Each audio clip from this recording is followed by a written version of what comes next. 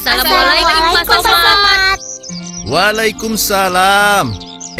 Rupanya kalian. Ayo sini. Ada apa nih? Kami dengar Pak Somad sakit ya? Oh, iya. Sudah 3 hari ini agak demam. Sekarang sudah agak baikan kok. Oh, syukurlah kalau begitu. Oh iya, kami membawa sesuatu untuk Pak Somad. Oh iya? Apa itu? Kami ada sedikit makanan untuk Bapak. Mudah-mudahan Bapak suka. Alhamdulillah. Terima kasih ya, Nak. Kalian memang anak-anak yang baik.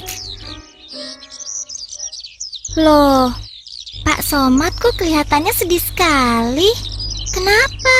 Iya, Pak Somad kok sedih? Tidak apa-apa, anak-anak. Bapak cuma terharu. Bapak jadi teringat masa lalu Bapak. Seandainya ketika kecil Bapak sebaik kalian, mungkin nasib Bapak tidak seperti sekarang ini. Maksud Pak Somad? Ceritanya panjang, Nak. Bapak khawatir kalian akan bosan mendengarnya. Ah, tidak Pak.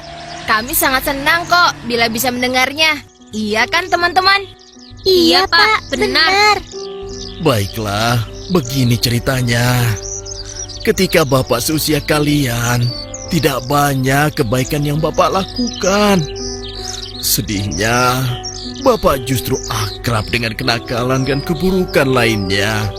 Loh, memangnya apa yang Bapak lakukan sewaktu kecil? Di usia itu, Bapak sudah terbiasa melakukan perbuatan jelek, bertengkar dengan teman-teman, mencuri, hingga melawan orang tua.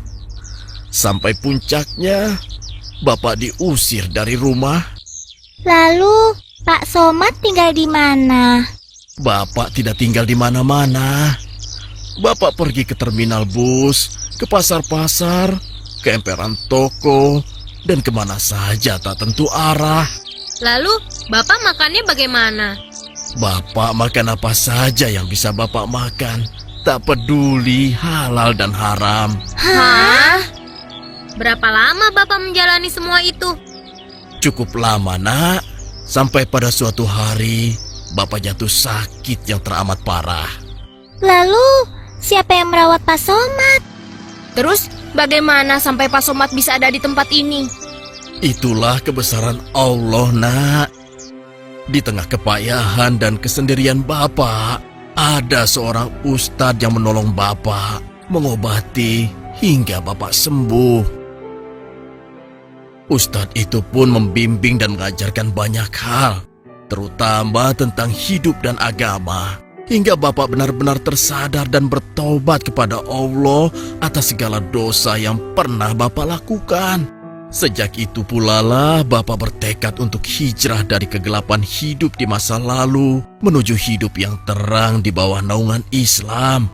Dengan bantuan beliau pula lah, akhirnya Bapak bisa bekerja di sini.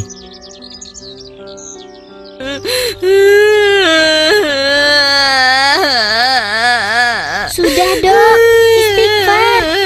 Kita semua juga sedih dan terharu. Iya, Dok. Sudah diam. Lebay bener sih. Assalamualaikum. Oh, Kiai. Waalaikumsalam warahmatullahi wabarakatuh. Dari mana, Pak Kiai? Dari rumah. Kelihatannya serius sekali pembicaraan kalian. Iya, Pak Kiai. Pak Somad baru saja bercerita tentang perjalanan hidupnya yang luar biasa. Iya, Pak Kiai. Pak Somad hebat. Dari masa lalu yang kelam bisa menjadi baik seperti sekarang. Apa istilahnya tadi, Syamil? Hijrah, Dok. Oh, iya, hijrah. Dodo lupa. Ya. Pak Kiai, hijrah itu bukannya perjalanan Nabi dari Mekah ke Madinah. Kok Pak Somad hijrah sih? Iya betul. Memang Pak Somad hidup di zaman Nabi. Yang dikatakan Syamil dan Dodo itu betul. Namun hijrah itu memiliki 2 arti, secara tempat dan secara makna. Hijrah secara tempat seperti yang Syamil bilang memiliki arti berpindahnya Nabi dan kaum muslimin dari Mekah ke Madinah. Nah, kalian sudah tahu kenapa? Begini, Nabi dengan perintah Allah Subhanahu wa Ta'ala meninggalkan kota Mekah dikarenakan penduduknya yang sangat bermusuhan terhadap Islam dan dakwah. Berbagai tekanan dan penyiksaan harus dialami kaum muslimin saat itu. Lalu, kenapa kota Madinah yang dipilih? Karena penduduk kota Madinah jauh lebih bersahabat kepada Nabi dan dakwahnya, sehingga mereka bisa menerima Islam berkembang di daerahnya. Itu terjadinya kapan, Pak Kiai? Itu terjadi pada tahun 622 Masehi. Penting untuk kalian ketahui, peristiwa hijrah inilah yang kemudian ditetapkan sebagai awal tahun penanggalan Islam atau Hijriyah. Lalu, arti yang satu lagi bagaimana Pak Kiai?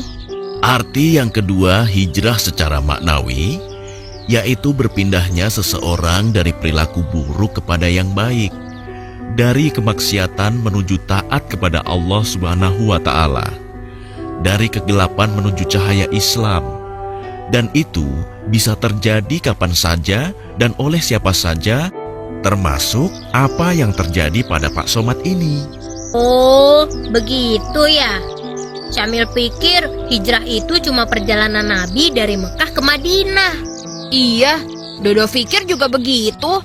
Ternyata luas sekali ya arti hijrah. Berarti setiap orang bisa melakukan hijrah ya Pak Kiai? Betul, Syamil.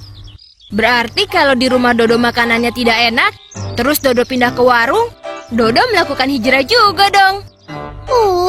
Dodo, makanan terus pikirannya.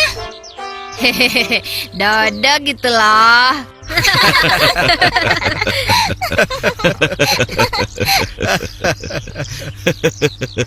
Wah, sudah masuk asar.